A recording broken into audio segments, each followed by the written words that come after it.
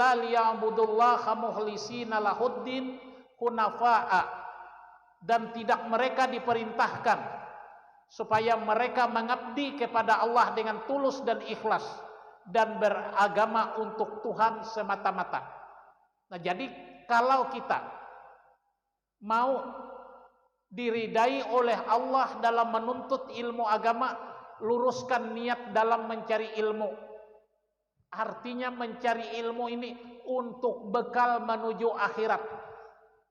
Jangan niat kita mencari ilmu supaya aku dipandang orang alim, supaya aku dipandang orang hebat. Apalagi menggasan modal basurah. Basurah itu kuluk tewang hendai. Salawar pandak kaputih-putih ngenarae. Ceh, awen jikan masjid kate mampahai lubang para asa mata ade.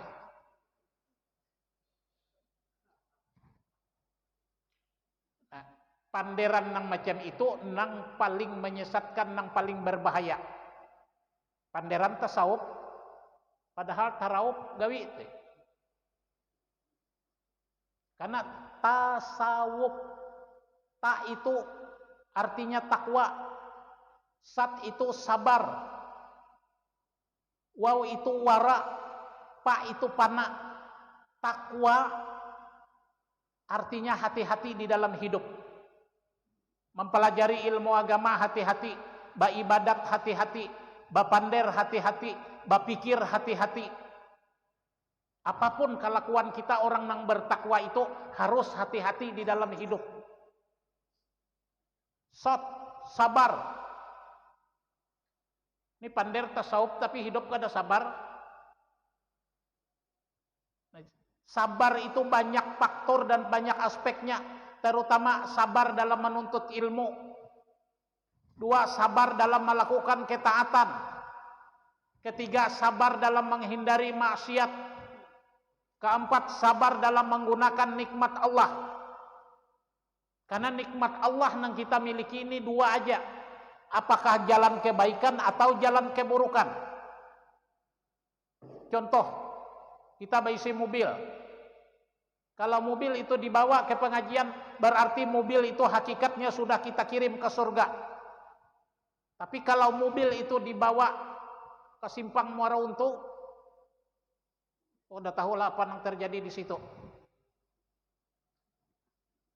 Nah, berarti nikmat harta yang diberikan oleh Allah kita salah menggunakannya, kada sabar.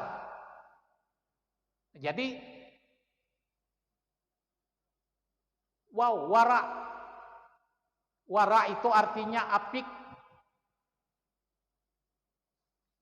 Apik dalam bahasa bakumpai teh hati-hati.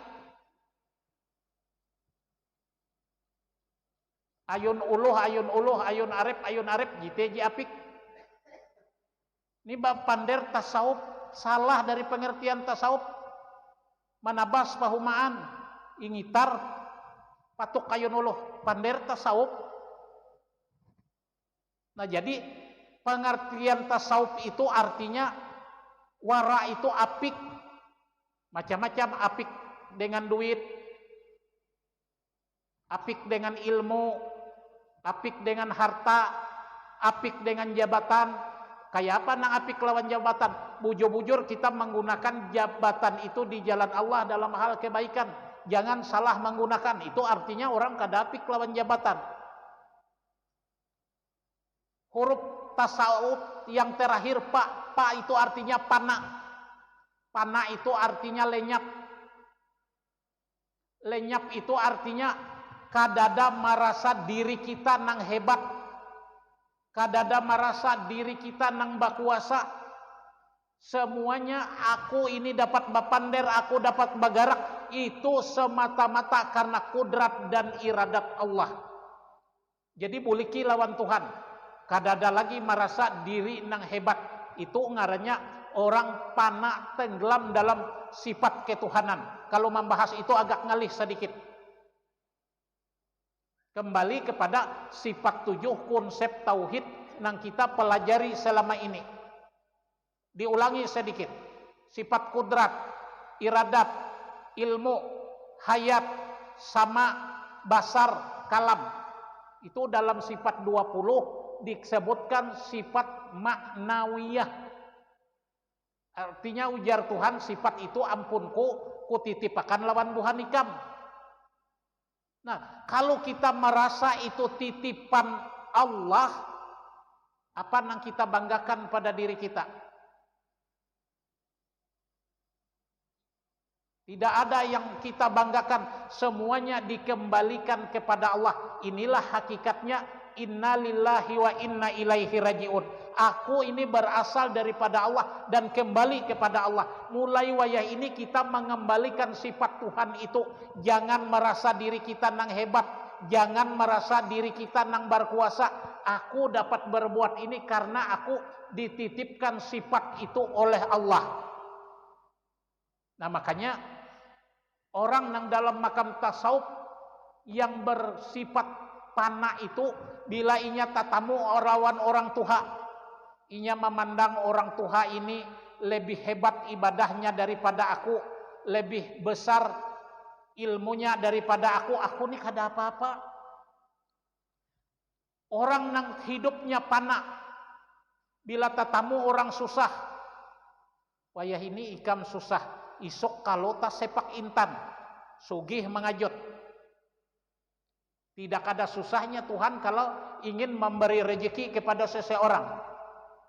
Karena zaman dulu ada diceritakan, orang ini miskin luar biasa, lapar parut, berjalan ke pasar, menemui orang yang menjual iwak. Ujarnya, adakah iwak nang buruk? Ujar orang nang bajual iwak tuh buruk mulai tadi aku hendak memberi kada ada nang hakun munikam hendak ambil hak. Orang benjar ambil hak. Dibawanya lah iwak nang itu bulik, dibalah parutnya. Sekalinya pas dibalah parut mencungkung mutiara. Oh, ini mutiara ini. Babulik pulanginya ke menjual ikan. Tiang tadi memberi ulun iwak, kalau ini ada mutiara di dalam parutnya. Ulun bulikakan lawan sampian. Ujar nang bajual, mun sudah aku bari itu aku bari aja, aku kada memikirkan. Memangnya gue pikirin. Bil jaga sanikam. Akhirnya mutiara itu dibawa ke tuku. Bingung orang tuku. Ada cukup duitku, ujar-ujar tuku nih manukar mutiara ikam nih paling bagus kualitas nang pernah kami temui. Jujur jua orang tuku nih pulang. Padahal jika orang tuku tuh hendak bahujung, nyaman benar. Makanya jadi pedagang itu mohon maaf, kalau jadi pedagang nang jujur ganjarannya surga. Tapi kalau pedagang nang kada jujur, kebalikan dari surga neraka. Jadi nang wajar-wajar aja. Akhirnya dijuallah mutiara itu oleh orang yang memperolehnya tadi. Mendadak sugih. Nah, itu artinya apa? Kalau kita bertamu orang susah, pandang kalau inya isok sugih. Hormati bujur-bujur kesusahannya. Kalau bertamu lawan anak kecil, dihormatinya setengah mati, itu orang wara. Inya bujur halus, kalau ganal jadi orang alim kayak apa. Nah, jadi orang nang wara itu setiap orang yang dia temui, dia selalu beranggapan baik dengan orang tersebut, dan inya beranggapan pesimis lawan Allah Ta'ala bahwa orang itu lebih daripada inya. Nah, itu ngarannya orang wara. Kada pernah inya membanggakan diri, aku hebat, aku kuasa, aku mulia. Nah, itu ngarannya orang nang wara, merendahkan diri selalu. Makanya ada paribahasa, tong kosong nyaring bunyinya, balik buang tebila nyepak. Nyaring. Tapi bila peno behas, sepak bebuntu. Begitu juga dengan ilmu padi, semakin berisi semakin meruntuh. Nah, jadi bila kita ini belajar ilmu agama, bukan kita belajar ilmu agama maulah kita jadi sombong. Tapi mengulah kita ini jadi tawadu di hadapan Allah, merendahkan diri seolah-olah aku ini tidak apa-apanya di hadapan Allah. Jangan kita pernah merasa cukup di hadapan Allah. Pernah di zaman dulu ada seorang yang cukup alim. Jadi orang alim ini bapasan, bila aku mati tolong dibakar jenazahku. Ujar orang, kalau jenazah pian dibakar menyalahi syariat. Pokoknya ujarnya, aku kada wani menghadap Tuhan. Aku takutan lawan Tuhan. Akhirnya dikabulkanlah doanya, permintaannya untuk jenazahnya dibakar dan habunya dihambur. Akhirnya apa? Ada ulama yang bermimpi di dalam tidurnya bahwa terjadi dialog dengan Allah. Mimpi ulama itu menanyakan tentang jasad ulama yang dibakar itu. Ujar Tuhan menjelaskan dalam mimpi itu,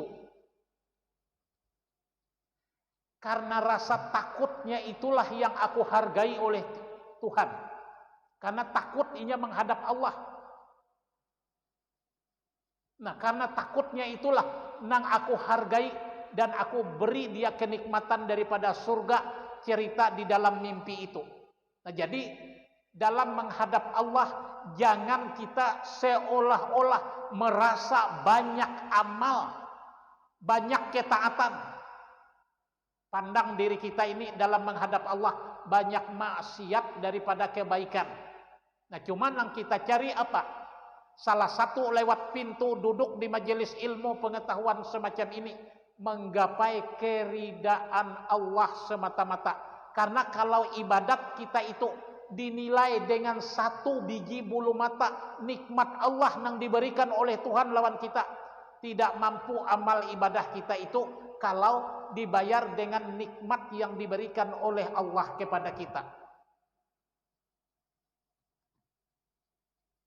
Yang kedua, adab orang menuntut ilmu agama itu ialah rajin-rajin memohon kepada Allah lewat doa.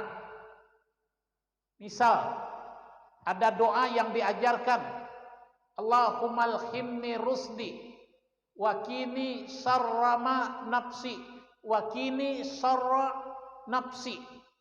Ya Allah, ilhamkanlah aku dengan petunjuk dan lindungilah aku dari keburukan diriku. Kalau ilmu yang dijelaskan oleh guru itu ilmu nang tasurat, ilmu nang tersirat. Tapi ilmu yang benar yang diilhamkan oleh Allah ke dalam hati hamba itu sendiri. Orang tua kita bahari mengatakan, mudahan ada ilham Tuhan. Ilham Tuhan itu artinya gerakan di dalam hati hamba itu langsung daripada Allah. Nah, jadi kalau Tuhan memberikan ilmu lewat ilhamnya tentang cara-cara pengenalan kepada Allah, itu ilmu yang paling baik.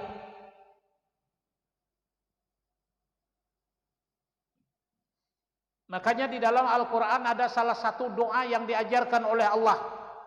Ya Tuhanku, bisikkanlah ilham ke dalam hatiku untuk senantiasa mensyukuri nikmat-Mu